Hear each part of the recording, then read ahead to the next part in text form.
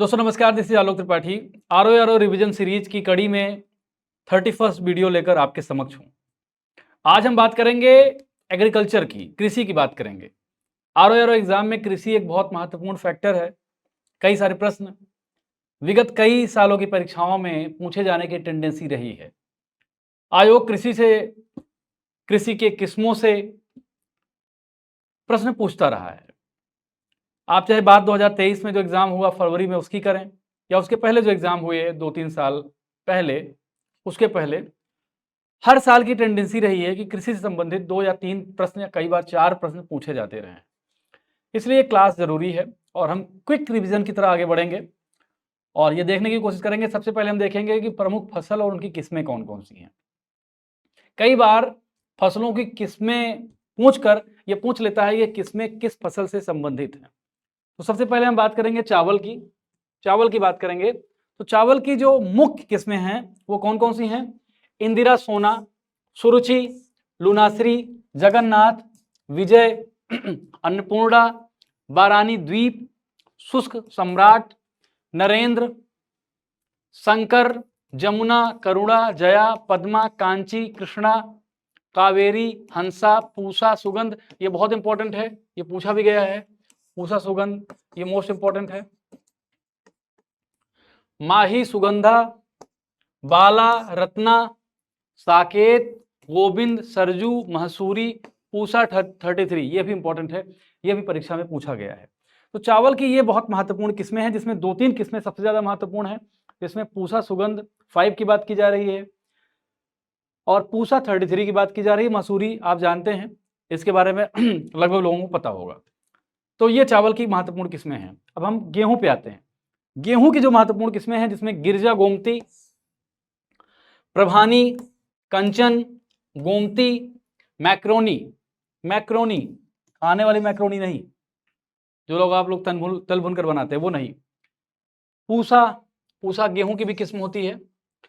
सिंधुगंगा, कल्याण सोना, सोनालिका, इतनी किस्में गेहूं की महत्वपूर्ण किस्में हैं जो गेहूं के लिए महत्वपूर्ण है। राज 3077, ये एक महत्वपूर्ण किस्म है गेहूं की। अर्जुन, कुंदन, अमर, भवानी, चंद्रिका, देश रत्न, पूसा किरण महत्वपूर्ण है। ये इंपॉर्टेंट प्रश्न है, ये परीक्षा में पूछ सकता है। और पूछ कैसे सकता है? पूछ ऐसे सकता है कि कई बार ये परीक्षा में दे सकता है, एग्जाम में आपके एग्जाम में ये पूछ सकता है। पूछने का मतलब ये है कि फसल दे देगा, फसल और उनकी किस्में, इसमें आपको मिलाना रहेगा। इधर मान लीजिए गेहूं दे दिया, चावल दे दिया, 2 फसल और दे दिए, और इधर ये किस्में दे दी। फिर आपको कूट मिलाना रहेगा, कूट का मिलान करना रहेगा। इस तरह के प्रश्न आयोग समीक्षा अधिकारी में कई बार पूछ चुका है, इसलिए जरूरी था आपके लिए जानना। चावल और गेहूं की हमने चर्चा कर ली है। अब हम बात करेंगे मक्का की बात करेंगे। मक्का में जो महत्वपूर्ण किस्में हैं उसकी बात करेंगे। पार्वती, पूसा हाइब्रिड 1, शक्तिमान और शक्ति 1, गंगा 5, विवेक मक्का 11, गिरजा, पूसा अली, डेक्कन 101, गंगा 11, प्रताप मक्का 1। ये मक्का की महत्वपूर्ण फसलें, महत्वपूर्ण किस्में हैं। इसके आगे बाजरा की बात करेंगे। प्रभड़ी संपदा, ICMH 365, साबोरी, श्रद्धा और MH 179 और संगम, ये बाजरा की कुछ महत्वपूर्ण किस्में हैं। इसके बाद कादरी मूंगफली की किस्मों की बात करेंगे। Qadri 2, Qadri 3, BG1, BG2, Kuber, PT1, T28, T64, Chandra, Chitra, कौशल, प्रकाश और अंबर, ये मूंगफली की किस्में हैं। और फिर हम सरसों की बात करेंगे। पूसा जय किसान, पीतांबरी, पूसा बोल्ड। ध्यान रखिएगा, पूसा नाम की किस्में चावल में भी मिली, आपको गेहूं की मिली। इसलिए पूसा के आगे क्या लिखा है इस पर ज्यादा ध्यान दीजिएगा। RH725, RH761, राज विजय सरसों 2, पूसा सरसों 28, पूसा सरसों 25, पूसा अग्रणी, पूसा तारक और पूसा महक। ये जो है सरसों की महत्वपूर्ण किस्में हैं।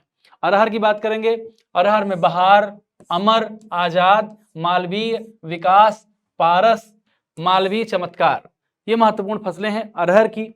चने की बात करेंगे, पूसा 226, K850, सम्राट, पूसा चमत्कार, राधे, विशाल, उदय, पूसा 372।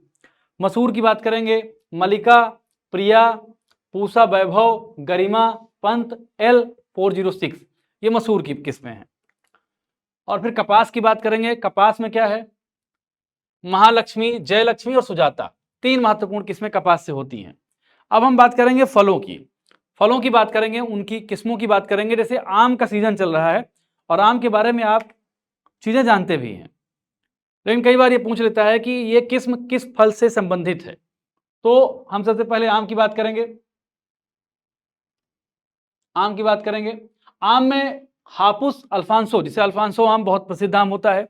दशहरी आप खाते ही होंगे, इसको जानते ही होंगे। लंगड़ा एक आम होता है, केसर होता है, बैंगन पल्ली होता है एक आम, सफेदा, सफेदा एक आम होता है एक प्रकार, बेनिसन, तोतापुरी, नीलम, चौसा हिमसागर, ये महत्वपूर्ण किस्में हैं। मल्लिका, अम्रपाली, रसपुरी, मलगोवा, पैरी, बदानी, ये आम की महत्वपूर्ण किस्में हैं।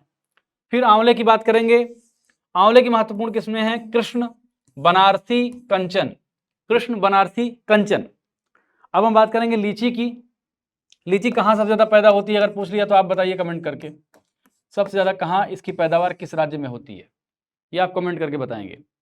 अजहौली, गुलाबी, कस्बा, कसलिया, शाही, चाइना, कलकतिया, बेदाना, लौंगिया, स्वर्णरूपा, ये कुछ महत्वपूर्ण किस्में हैं लीची की। अब हम अमरूद की बात करेंगे। अमरूद के लिए कौन सा शहर प्रसिद्ध है, बताइए आप लोग। शहर इलाहाबाद या प्रयागराज अमरूद के लिए बहुत प्रसिद्ध है। सरदार, लखनऊ 49, पंत प्रभात, ललित, चित्तीदार, खाजा, बंगाल सफेदा, श्वेता, हिसार और सफेदा सुरखा, इलाहाबादी सुरखा, पंजाब सफेदा, पंजाब किरण, ये महत्वपूर्ण किस्में हैं किसकी, अमरूद की। केले की बात करें, केला, कैम्बेडिस, रसगोला, राजापुरी, इलाका, बौना, कैम्बेडिस, रोबस्टा, पूवन, सरस्थी, नेंद्रन, चंपा और बसराई। इसके बाद बात करेंगे सेब की। Sun Fuji, red chief, Oregon spur, royal delicious, Gale gala, रेडला, रेडलम gala, Braeburn, Elstar, Tydeman, early, ये जो है सेब के महत्वपूर्ण किस्में हैं। अब आपसे पूछा जाए कि सेब का सर्वाधिक उत्पादन किस राज्य में होता है, तो आप ये बताइएगा, कमेंट भी करिएगा, विचार भी करिएगा। जब मैं फसलों की बात कर रहा हूं, किस्मों की बात करूंगा, जब इन फसलों की किस्मों की बात करिए, देखिए पढ़ाई करते हुए एक चीज ध्यान रखिएगा, पढ़ाई करते हुए जब पढ़ते हुए एक चीज ध्यान रखिएगा, जब हम किस्मों की बात कर रहे हैं, हम बात कर रहे हैं क्या, हम आपसे डिस्कस कर रहे हैं फसलों की किस्में, फसलों की किस्मों के बारे में हम डिस्कस कर रहे हैं आपसे, किस्मों के बारे में हम डिस्कस कर रहे हैं, किस्मों के बारे में हम फसलों की किस्मों के बारे में डिस्कस कर रहे हैं। तो आप एक काम करिए, इसी तरह से जब हम बात कर रहे हैं, जैसे मान लीजिए कि हमने बात की आम की, हम फल की बात करते हैं, आम की बात की हमने, अमरूद की बात की, ये मान लीजिए फल की बात की हमने, गेहूं की बात की हमने, चावल की बात की, कपास की बात की, मूंगफली की बात की, इन सारे फसलों की हमने चर्चा की है। अब आपको करना क्या है, देखिए रिवीजन में एक चीज बहुत महत्वपूर्ण होती है जब एग्जाम नजदीक होता है, जैसे अब आप गेहूं की चर्चा कर रहे हैं, तो गेहूं की चर्चा करते हुए आप इस बात पर फोकस करिए कि पहले तो यह है कि गेहूं के पैदावार की जो भौगोलिक परिस्थितियां हैं, यानी जो ज्योग्राफिकल कंडीशन है उसको देख लीजिए कि कितने टेम्परेचर चाहिए, किस मिट्टी में गेहूं सबसे ज्यादा पैदा होता है, कौन से राज्य में सबसे ज्यादा गेहूं का उत्पादन होता है। ये चीज आप याद रखिए। हर साल इकोनॉमिक सर्वे में, इकोनॉमिक सर्वे भारत का जो इकोनॉमिक सर्वे होता है उसमें एक पेज ही आता है, उसमें 3 लार्जेस्ट प्रोड्यूसिंग स्टेट करके आता है कि उसमें सब रहता है कि कौन सा सबसे ज्यादा उत्पादन कर रहा है, उसके बाद कौन सा है, उसके बाद कौन सा है। तो ज्योग्राफिकल कंडीशन के बाद क्या याद रखेंगे आप, प्रोडक्शन कहाँ ज्यादा हो रहा है, ये चीज आप याद रखेंगे। यही चीज आप चावल के बारे में करेंगे, यही कपास के बारे में करेंगे, यही मूंगफली के बारे में करेंगे। जब भी कोई चीज हम किसी चीज का डिस्कस कर रहे हैं तो उसके अदर एस्पेक्ट को भी, इंटरनेट की दुनिया है, आप एक बार जरूर देख लो। हालांकि आपने देखा होगा, इसमें डाउट नहीं है, लेकिन एग्जाम जैसे जैसे नजदीक आएगा तथ्यों का ही संघर्ष है। कई बार कई सारे तथ्य आपके दिमाग से निकल जाते हैं। एग्जाम प्रेशर आप कह लीजिए या कुछ भी कह लीजिए। तो फैक्ट के साथ खेलने के लिए केवल और केवल एक तरीका होता है जो बहुत अति प्रभावी तरीका होता है। और वो क्या तरीका होता है? वो तरीका होता है कि आप रिवाइज करें, बार बार चीजों को पढ़ें। जितनी बार आप पढ़ेंगे आपके मन मस्तिष्क में वो फैक्ट बैठते जाएंगे। कम से कम एग्जाम हॉल में वो आपके दिमाग में कंफ्यूजन नहीं पैदा करेंगे। ऐसे में आपके प्रश्न सही होने की ज्यादा प्रोबेबिलिटी होगी, ज्यादा संभावना होगी। अब हम संतरे की बात करेंगे। किसकी बात करेंगे? संतरे की बात करेंगे। तो संतरे में नागपुरी संतरा एक प्रमुख किस्म है। नागपुरी संतरा, खासी संतरा, कुर्ग संतरा, पंजाब देसी, दार्जिलिंग संतरा और लाहौर लोकल। एक चीज बता दूं आपको, मैं आपको एग्जाम में ये डायरेक्ट ये नहीं पूछेगा कि संतरे की फसलें हैं तो आगे संतरा लगा के पूछ लेगा।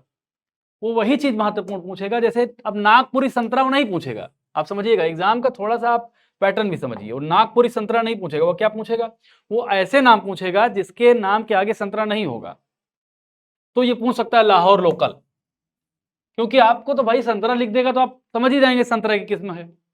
तो कुछ ऐसा लिखेगा एग्जामिनर या एग्जाम आयोजित करने वाला जो आयोग है, वो ऐसे पेपर बनाएगा कि जिसमें वो नाम ना रहे। जैसे पंजाब देसी ये पूछ सकता है, लेकिन अब ये आप कहिए कि खासी संतरा पूछ ले, नागपुरी संतरा पूछ ले, उसके नाम के आगे संतरा लिखा रहे, तो आयोग कभी ये नहीं पूछता है कि आपके मामा का नाम क्या है। वो हमेशा ये पूछने की जुगत में रहता है कि मेरे मामा का क्या नाम है। तो आपके मामा और मेरे मामा के बीच जो डिफरेंस है, उसी डिफरेंस को तय करना आपका काम है। और इतना ब्रॉडर सिलेबस है कि आपको थोड़ा सा दिमाग भी लगाना पड़ेगा, कुछ तुक्केबाजी भी आपको आनी चाहिए। तुक्केबाजी का मेरा मतलब ये नहीं कि यूं ही आंख मूंद कर, लेकिन एक लॉजिकल गेसिंग आपको आनी चाहिए कि क्या आयोग पूछ सकता है। और जिस व्यक्ति के अंदर ये स्मार्टनेस आ जाती है, फिर वो जो है उसका मामला सेट हो जाता है। फिर हम पढ़ेंगे पपीता के बारे में, देखेंगे पपीता क्या क्या किस्में हैं। पूसा डोल सियारा, पूसा डोल सियारा इसकी किस्म है। पूसा मैजेस्टी। कई बार ऐसा पूछता है कि देखिए पूसा की ही 4 किस्में पूछ लिया। पूसा गेहूं की भी किस्म पूसा है, चावल की भी है। तो ये क्या करेगा कि इस शब्द को पूछेगा, मैजेस्टी, मैजेस्टी पूछेगा। फिर आपको मिलाना होगा ये किसकी किस्म है, ये पपीता किस्म है। Red lady 786, Pusa giant, Pusa dwarf, Pusa नन्हा, कोयमटूर 1 और कोयमटूर 3। फिर आलू की किस्मों की बात करेंगे। अब कुछ प्रमुख सब्जियां हैं, उनकी किस्मों की चर्चा करेंगे। तो सबसे पहले सब्जियों का राजा आलू।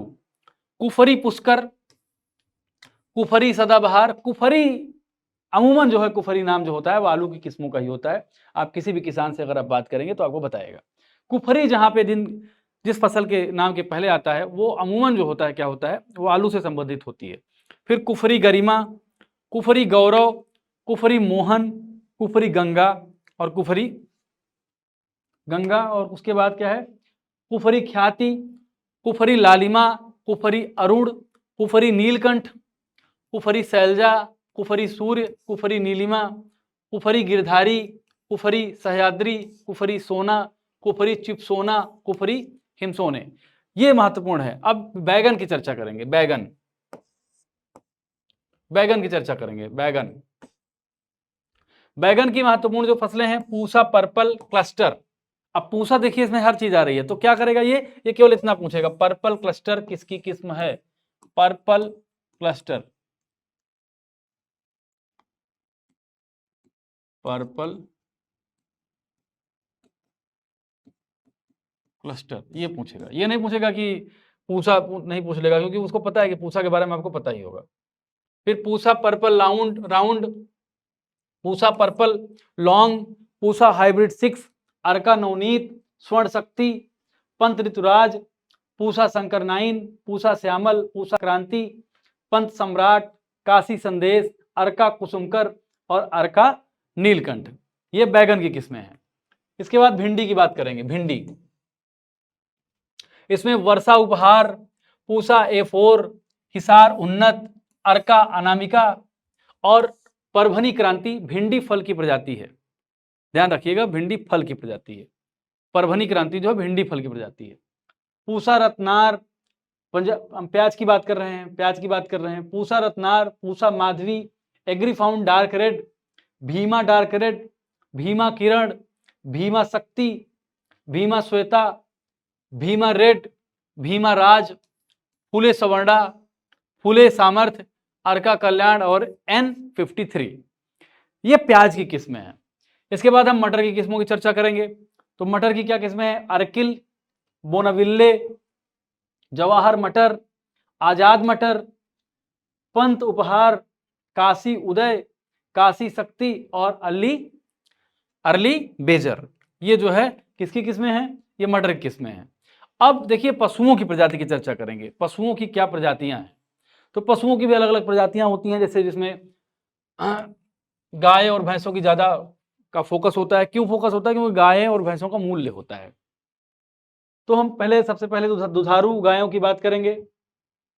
साहीवाल कहाँ से है? पंजाब से। ये भी पूछ लेता है कि कौन सी गाय की किस्म किस राज्य में उसका नेटिव प्लेस है, किस गाय की किस्म किस राज्य से विकसित हुई है। अब सिंधी अगर पूछेगा तो सिंधी, कराची, हैदराबादी, गिर, कठियावाड़, ये महत्वपूर्ण गाय की किस्में हैं। द्विकाजी गायें हैं, हरियाणा, रोहतक, ओंगोल आंध्र प्रदेश, थरपारकर, कच्छ, कांकरेज, कोसी, मेवाती, काशी और मथुरा, राठी, निमारी, ये खरगोन और इंदौर की किस्में हैं। ये गायों की बात हो रही है। अब भारवाही नस्लें हैं। अमृत महल मैसूर कर्नाटक में होती है, मालवी, हल्लीकर और नागौर। और कुछ विदेशी नस्लें हैं, वो कौन कौन सी हैं? जर्सी, जन्म स्थान कहाँ है? जर्सी। हॉलस्टीन, ये हॉलैंड की किस्में हैं। गर्नसी आयरलैंड की है। ब्राउन स्विस, ये स्विट्जरलैंड की है। और रेड डेन जो है वो डेनमार्क की किस्में हैं। अब पशुओं की प्रजाति, भैंस की जो उन्नत नस्लें हैं वो कहाँ से हैं और उनके क्या नाम है? तो उत्तर तथा पश्चिम क्षेत्र की जो नस्लें होती हैं उसमें मुर्रा जो है पंजाब, दिल्ली, उत्तर प्रदेश में पाई जाती है। नीली रावी जो है पाकिस्तान, और भदावरी जो है ये ग्वालियर की किस्म है। मध्य भारत की नस्लें क्या है? नागपुरी जो मराठवाड़ा में है, मराठवाड़ा से संबंधित है, और मंडा ओडिशा। अब इसके बाद दक्षिण भारत की टोडा, ये नीलगिरी पहाड़ी पर पाई जाने वाली नस्ल है भैंस की। पश्चिम भारत की जो नस्लें हैं, सुरती गुजरात, जाफराबादी गिर के जंगलों में पाई जाती है। मेहसाड़ा, उत्तरी गुजरात के मेहसाड़ा क्षेत्र में ये नस्लें पाई जाती हैं। अब भेड़ की नस्लों की बात करेंगे। भेड़ में सबसे पहले हिमालय क्षेत्र की हम चर्चा करेंगे। इसमें गद्दी जो भेड़ें होती हैं वो कहाँ पाई जाती हैं? वो जम्मू में पाई जाती हैं। भखरवाड़ जो भेड़ें होती हैं वो पीर पंजाल क्षेत्र में पाई जाती हैं, पीर पंजाल क्षेत्र में। गुरेज भेड़ें जो होती हैं वो कश्मीर में पाई जाती हैं। रामपुर बुसायर, शिमला, बिलासपुर और सोलन में पाई जाती हैं। उत्तर पश्चिम क्षेत्र, हिसार कहाँ है? कुल्लू के तराई भाग में है। ये हिसार जो नस्लें हैं ये कुल्लू के तराई भाग में पाई जाती हैं, उत्तर पश्चिम क्षेत्र में। चोकला ये राजस्थान में पाई जाती हैं। मांगरा ये बीकानेर, चूरू एवं नागौर में पाई जाती हैं। नाली गंगानगर में पाई जाती हैं। मारवाड़ी जोधपुर में, सोनाड़ी उदयपुर में और काठियावाड़ी। ये जो है नस्लें हैं महत्वपूर्ण। दक्षिण क्षेत्र में क्या है? नेल्लौर है आंध्र प्रदेश में, मांड्या बंगलौर और मद्रास रेड। पूर्वी क्षेत्र में छोटा नागपुरी, गंजम, फुलबानी तथा पुरी। ये जो है कुल मिलाकर भेड़ों की नस्लें हैं। अब पशुओं की, भेड़ की कुछ विदेशी नस्लें हैं उसकी चर्चा करेंगे। इसमें महीन ऊन वाली जो नस्ल है इसका नाम है मेरिनो एवं रैम्बुले। और फिर मध्यम ऊन वाली जो नस्लें हैं वो कॉरिडेल, सेविएट, साउथ डाउन, हैम्पशायर, ये है। और फिर लंबे ऊन वाली जो नस्लें हैं वो लीसेस्टर, लिंकन, रोमन, मार्स है। अब बकरी की उन्नत नस्लों की चर्चा करेंगे। अब बकरी में जो है जो दक्षिण का क्षेत्र है भारत का उसमें ओशनवादी महाराष्ट्र में है, मालवरी केरल में पाई जाती हैं। उसके बाद उत्तरी क्षेत्र में चेगथांगी और गद्दी चेगू 3 महत्वपूर्ण नस्लें हैं। उत्तर पश्चिम तथा मध्य क्षेत्र में क्या क्या है? जमुनापारी उत्तर प्रदेश, बरबरी क्षेत्र इटावा आगरा, बीतल पंजाब और हरियाणा, सुरती मारवाड़ी मेहसाना मकराना में है। फिर है वनस्पतियों का वर्गीकरण। वनस्पतियों के वर्गीकरण से संबंधित प्रश्न भी कई बार आते हैं एग्जाम में, इसलिए यह जानना जरूरी है कि कौन सी वनस्पति कहाँ पैदा होती है, उसके क्या नाम होते हैं। तो कई बार इससे भी 1 या 2 प्रश्न पूछे जाते हैं, तो आपको जानना चाहिए। सबसे पहला है एरिमोफाइट्स। एरिमोफाइट्स ये रेगिस्तान तथा स्टेपीज में उगने वाले पौधे होते हैं। रेगिस्तान और स्टेपीज में उगने वाले पौधों को क्या कहा जाता है? एरिमोफाइट्स। एरिमोफाइट्स। फिर है लिथोफाइट। लिथोफाइट क्या होते हैं? चट्टानों पर उगने वाले पौधे होते हैं। कहां पर? चट्टानों पर उगने वाले पौधों को क्या कहा जाता है? लिथोफाइट। सैमोफाइट बालू में उगने वाले पौधे। सैमोफाइट कौन है? बालू में उगने वाले पौधे सैमोफाइट। स्क्लेरोफाइट काष्ठीय झाड़ीदार पौधे हैं। ये काष्ठीय झाड़ीदार पौधे हैं, इनको क्या कहा जाता है? इनको कहा जाता है स्क्लेरोफाइट। अब ऑक्सिलोफाइट होता है। ऑक्सिलोफाइट अम्लीय मृदा में एसिडिक सॉइल होती है उसमें ये पैदा होते हैं, ऑक्सिलोफाइट। उसके बाद हेलोफाइट लवण युक्त यानी साल्ट युक्त क्षेत्रों में मिलने वाली वनस्पतियों जैसे मैंग्रोव, गोल्ड मुहर आदि हेलोफाइट के अंतर्गत आते हैं। हेलोफाइट ये होता है। फिर क्रायोफाइट होता है टुंड्रा अथवा शीत प्रधान क्षेत्रों की, जहां पे बहुत बर्फबारी होती है, टेम्परेचर बहुत कम होता है, वहां जो पौधों की नस्लें होती हैं उनको कहा जाता है क्रायोफाइट। नस्लें क्या कहेंगे? प्रकार क्रायोफाइट। तो क्रायोफाइट का सीधा संबंध किससे है? टेम्परेचर से आप मान के चलिएगा। और ये टुंड्रा और शीत प्रधान क्षेत्रों की वनस्पतियां हैं, क्रायोफाइट कहलाती हैं। इसमें क्या क्या महत्वपूर्ण है? मॉस, लाइकेन आदि। मॉस, लाइकेन आदि। आगे है मेसोफाइट।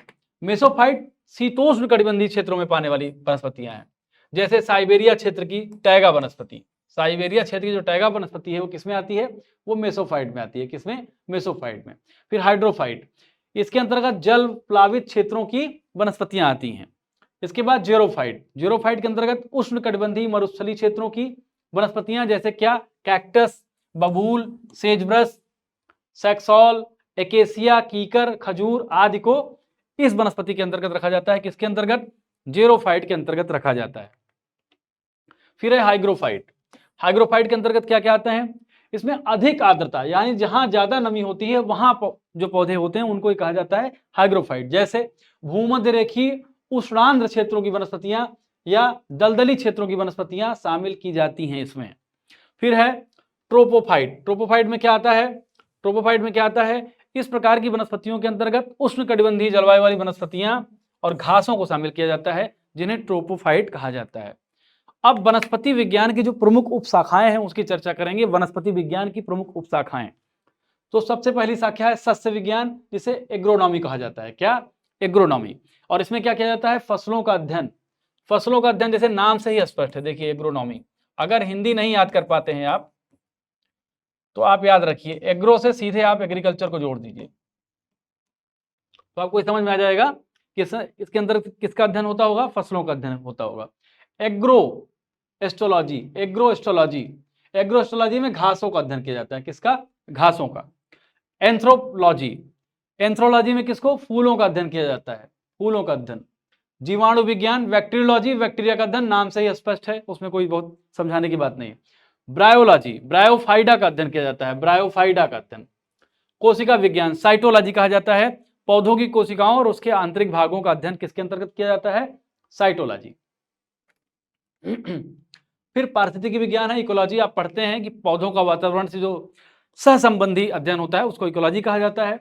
उद्यान विज्ञान, जिसे हॉर्टिकल्चर कहा जाता है, बागवानी, फसलों, फूलों, सब्जियों का अध्ययन किया जाता है। कई बार बागवानी हॉर्टिकल्चर संबंधी जो रिपोर्ट्स आती हैं उसको भी आप देखते होंगे, तो इसमें भी बहुत कुछ बताने जैसा नहीं है। और उसके बाद आता है हिस्टोलॉजी। हिस्टोलॉजी में क्या होता है? पौधों के ऊतकों का अध्ययन किया जाता है, पौधों के जो टिश्यूज होते हैं, टिश्यूज, उसका अध्ययन किया जाता है इसके अंतर्गत। और फिर उसके बाद हाइड्रोपैथी, जल से उपचार संबंधी विज्ञान, जल से उपचार संबंधी विज्ञान, जल के माध्यम से किसी बीमारी का जो उपचार किया जाता है तो उसको क्या कहा जाता है? हाइड्रोपैथी। जैसे होम्योपैथी होती है, एलोपैथी होती है, वैसे हाइड्रोपैथी भी होती है। हाइड्रो, आप देखिए हाइड्रो को सीधे आप H2O से जोड़िए, यानी जल से संबंधित विज्ञान, जल से संबंधित विज्ञान यानी जल से संबंधित जो भी क्रियाएं होती हैं जिसके माध्यम से स्वास्थ्य लाभ होता है उसको कहा जाता है हाइड्रोपैथी। होरोलॉजी होती है, समय मापने का विज्ञान जो होता है वो होरोलॉजी होती है। हाइड्रोपोनिक्स मतलब जल कृषि और जल संवर्धन संबंधित विज्ञान होता है। आगे बढ़ते हैं। फिर है लिम्नोलॉजी। लिम्नोलॉजी में क्या होता है? स्वच्छ जल का अध्ययन किया जाता है, स्वच्छ जल का अध्ययन किया जाता है। हमने पिछले क्या देखा था? हाइड्रोग्राफी ही देखा था हमने। उसमें हमने क्या बताया था कि हाइड्रोपैथी में जल से संबंधित उपचार का अध्ययन किया जाता है। कैसे आप जल के द्वारा किसी बीमारी का इलाज करते हैं उसका अध्ययन जब किया जाता है तो उसको कहा जाता है क्या? हाइड्रोपैथी। लेकिन इसमें निम्नोलॉजी है, स्वच्छ जल का अध्ययन इसमें शामिल है। कवक विज्ञान, माइकोलॉजी, कवकों का अध्ययन, नाम से ही स्पष्ट है। आकारिकी, मार्फोलॉजी से कहा जाता है पौधों की बाह्य संरचना और आकृति का अध्ययन। मार्फोलॉजी याद रखिएगा,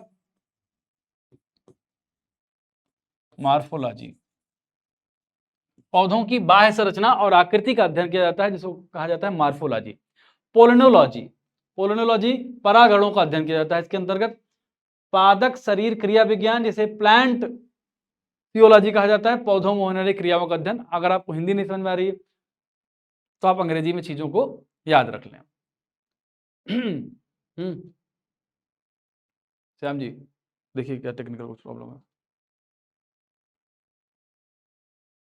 रिमाइंड भी लेटर करिए।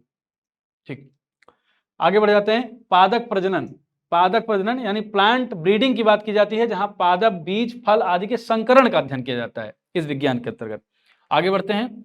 अब हम देखेंगे पोमोलॉजी में फलों का अध्ययन किया जाता है। किसका? फलों का अध्ययन किया जाता है। पैलियोबॉटनी, पौधों के जीवाश्मों का अध्ययन किया जाता है। शैवाल विज्ञान, तो इसमें थोड़ा कंफ्यूजन हो गई थी क्योंकि साइकोलॉजी और फाइकोलॉजी में मैं कंफ्यूज हो गया था, फ्रैंकली एक्सेप्टिंग। इसको एल्गोलॉजी भी कहा जाता है, एल्गोलॉजी भी इसको कहा जाता है, यानी शैवाल विज्ञान को एल्गोलॉजी भी कहा जाता है। टेरिडोलॉजी, इतने फैक्ट्स हैं तो अब अगर इसमें कोई हमको संकोच नहीं होना चाहिए, लाखों हजारों करोड़ों फैक्ट्स हैं। अगर हमको कोई चीज भूल जाती है तो हम कोशिश यही करते हैं कि आपको सही करके बताया जाए। अगर हमको कोई चीज नहीं पता है बाई चांस मान लीजिए, क्योंकि ये फैक्ट्स का भंडार है, समुद्र है और हम लोग समुद्र की बूंद हैं, तो हमको अगर कोई फैक्ट नहीं पता है तो हम उसको बेहतर करके बताने का प्रयास करते हैं ताकि आपका नुकसान ना हो। अब आगे बढ़ते हैं। टेरिडोलॉजी मतलब टेरिडोफाइट्स का अध्ययन कहा जाता है इसको। पैलेंटोलॉजी जीवाश्म विज्ञान होता है, इसके अंतर्गत क्या होता है? जीवाश्म विज्ञान होता है। स्पर्मोलॉजी बीजों का अध्ययन, और वानिकी जंगलों के परिवर्धन और वन संपदा के उपयोग का अध्ययन इसके अंतर्गत किया जाता है। अब आगे बढ़ते हैं। वर्गीकी, टैक्सोनॉमी, पौधों के वर्गीकरण का अध्ययन इसके अंतर्गत किया जाता है। टैक्सोनॉमी के अंतर्गत किसका अध्ययन किया जाता है? पौधों के वर्गीकरण का अध्ययन किया जाता है। और विषाणु विज्ञान यानी वीरोलॉजी के द्वारा विषाणुओं का अध्ययन किया जाता है। देखिए आप, वीरोलॉजी आपने देखा होगा कोविड-19 में वुहान की वीरोलॉजी सेंटर बहुत चर्चा में हुई थी, चीन की। तो वीरोलॉजी जहाँ पे विषाणुओं का अध्ययन किया जाता है, वायरसेस का अध्ययन किया जाता है, उसको कहा जाता है वीरोलॉजी। अब प्राकृतिक स्रोतों से प्राप्त होने वाले अम्ल, ये हम देखेंगे। जो कई बार एग्जाम में पूछता है कि फल से क्या मिलता है, फला सब्जी से क्या मिलता है, तो इसको देखेंगे कि प्राकृतिक स्रोतों से। ये आपके काम की चीज भी है, आपके एग्जाम के लिए भी महत्वपूर्ण है और आपके स्वास्थ्य के लिए भी महत्वपूर्ण है। तो खट्टे फल में क्या मिलता है? साइट्रिक अम्ल मिलता है खट्टे फल में। घास में क्या मिलता है? बेंजोइक अम्ल मिलता है। चींटी और बिच्छू फॉर्मिक अम्ल मिलता है। फल के रस एसिटिक अम्ल मिलता है इसमें। और दूध दही में क्या होता है? लैक्टिक अम्ल मिलता है, लैक्टिक अम्ल। इमली में क्या मिलता है? टार्टरिक अम्ल मिलता है। टमाटर में क्या मिलता है? ऑक्जेलिक अम्ल मिलता है। सेब में क्या मिलता है? मैलिक अम्ल मिलता है। चाय में क्या मिलता है? टैनिक अम्ल। कॉफी में क्लोरोजेनिक अम्ल मिलता है, क्लोरोजेनिक अम्ल मिलता है। अब हम देखेंगे पादप हार्मोन और उनके प्रमुख कार्य। पादप जो हार्मोन होते हैं उनके प्रमुख कार्य क्या क्या होते हैं? सबसे पहला हार्मोन है ऑक्सिन। इसका कार्य क्या है? इसका कार्य है कोशिका विभाजन और विस्तार को बढ़ावा देना, पत्तियों, फूलों और फलों के विकास को नियंत्रित करना, खरपतवारों को नष्ट करना और फसल गिरने से रोकना, जड़ों के विकास को प्रेरित करना। ऑक्सिन का काम होता है। जिबरेलिन का काम क्या होता है? पौधों की लंबाई में वृद्धि करना, बीजों के अंकुरण को बढ़ावा देना, फूल आने और फल लगने की प्रक्रिया को प्रभावित करना। ये सारे जो हार्मोन हैं ये पादप हैं, यानी पौधों से संबंधित हार्मोन हैं। साइटोकिनिन, साइटोकिनिन क्या होता है? ये कोशिका विभाजन को बढ़ावा देता है, पत्तियों, फूलों और फलों के विकास को बढ़ावा देता है, पत्तियों की पीलापन को रोकता है। इसके अलावा एब्सिसिक एसिड होता है, बीजों के अंकुरण को रोकना, पत्तियों, फूलों और फलों के गिरने को बढ़ावा देना, पौधों को तनाव की स्थिति में जीवित रखने में मदद करना। एथिलीन होता है, फलों को पकाने में मदद करता है, पत्तियों और फलों के गिरने को बढ़ावा देता है। आगे बढ़ते हैं। फल का खाने योग्य जो भाग होता है वो महत्वपूर्ण है, कई बार एग्जाम में इससे संबंधित प्रश्न आता है, तो एक क्विक रिवीजन इसका भी कर लिया जाए। आम का जो भाग खाया जाता है उसको मध्य फल भित्ति कहा जाता है, मध्य फल भित्ति। सेब, नाशपाती का जो खाया जाता है उसको मांसल पुष्पासन कहा जाता है। केले का जो भाग खाया जाता है उसको मध्य तथा अंतः फल भित्ति कहा जाता है। अमरूद का जो भाग खाया जाता है उसको पेरिकॉर्प तथा पुष्पासन कहा जाता है। खजूर में जो भाग खाया जाता है बाह्य व मध्य फल भित्ति कहा जाता है। काजू में जो भाग खाया जाता है उसको कहा जाता है पुष्पावली, वृंत तथा बीजपत्र। गेहूं तथा मक्का में जो खाया जाता है भ्रूणपोष। बादाम में जो खाया जाता है बीजपत्र। कटहल में जो खाया जाता है सहपत्र, परिदल, पुंज तथा बीज। अनार में जो खाया जाता है उसको बीज चोल कहा जाता है। अंगूर में जो खाया जाता है उसको पेरिकॉर्प तथा प्लेसेंटा कहा जाता है। और सहतूत का जो भाग खाया जाता है उसको कहा जाता है मांसल बाह्य दल। नारियल का जो भाग खाया जाता है उसको कहते हैं तैलीय भ्रूणपोष, इंडोस्पर्म। लीची में एरिल खाया जाता है। चने में खाया जाता है बीजपत्र और भ्रूण। अंगूर में जो खाया जाता है फल भित्ति और बीजांड सन खाया जाता है। मूंगफली में बीजपत्र और भ्रूण। नारंगी में जूसी हेयर। पपीता में मध्य फल भित्ति। टमाटर में फल भित्ति बीजांड सन। अनानास में परिदल पुंज खाया जाता है। अब विभिन्न फलों में पाए जाने वाले जो कार्बनिक अम्ल हैं उसके बारे में हम चर्चा करेंगे। विभिन्न फलों में साइट्रिक अम्ल जो होता है, साइट्रिक अम्ल ये पाया जाता है खट्टे फलों जैसे नींबू में, संतरे में और अंगूर में प्रचुर मात्रा में पाया जाता है। अगर किसी साइट्रिक अम्ल की कमी है तो इसको खाए। मैलिक अम्ल जो होता है वो सेब, खुबानी और ब्लूबेरी जैसे पौधों में पाया जाता है। टार्ट्रिक अम्ल जो होता है अंगूर, केला, इमली जैसे फलों में पाया जाता है।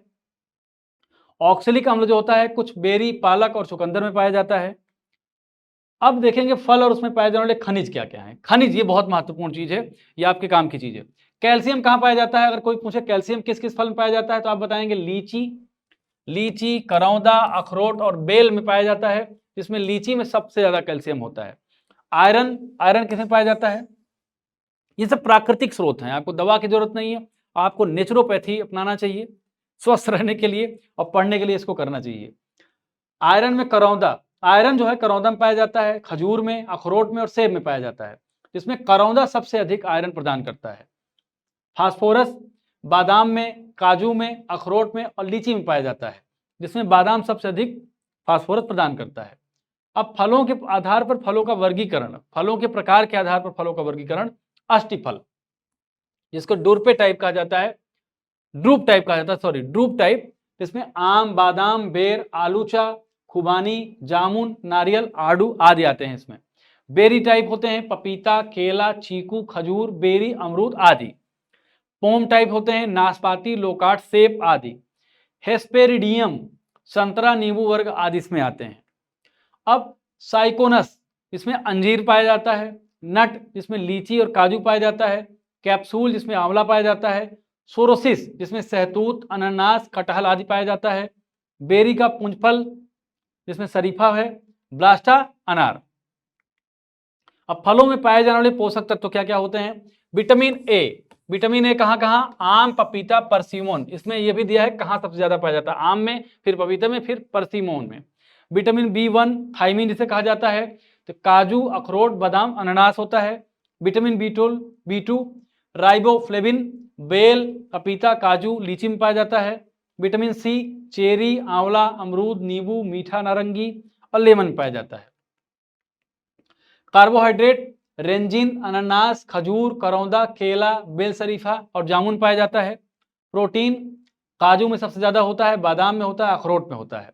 वसा अखरोट में होता है, बादाम में होता है, काजू में होता है। अब विभिन्न सब्जियों में पाए जाने वाले कुछ प्रमुख पोषक तत्व और उनके लाभ। पालक में क्या क्या पाया जाता है? अगर पालक खाते हो आप तो पालक में आयरन मिलेगा, फोलेट मिलेगा, कैल्शियम, विटामिन ए, सी और के का उत्कृष्ट स्रोत होता है पालक। ब्रोकोली में क्या पाया जाता है? विटामिन सी, के और फोलेट का अच्छा स्रोत, साथ ही फाइबर और एंटीऑक्सीडेंट भी। शकरकंद में क्या पाया जाता है? विटामिन ए, सी और फाइबर का अच्छा स्रोत, साथ ही पोटेशियम और मैग्नीज भी। हरी मटर में क्या पाया जाता है? प्रोटीन, फाइबर और विटामिन सी। केले में विटामिन ए, सी और के, साथ ही कैल्शियम और आयरन का अच्छा स्रोत। Butternut, squash vitamin A, C और फाइबर का अच्छा स्रोत है। चुकंदर में फोलेट, मैग्नीज और पोटेशियम का अच्छा स्रोत है।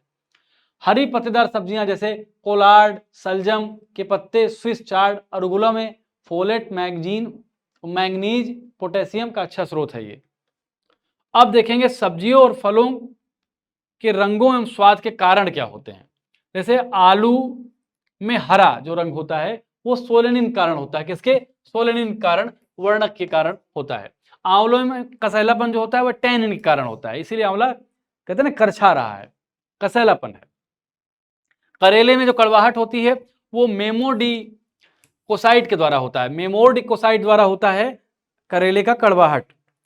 खीरे में जो कड़वाहट होती है वो कुकुरबिटेसिन द्वारा होता है, कुकुरबिटेसिस द्वारा, बिटेसिन द्वारा। गाजर में नारंगी रंग जो होता है बीट कैरोटीन द्वारा।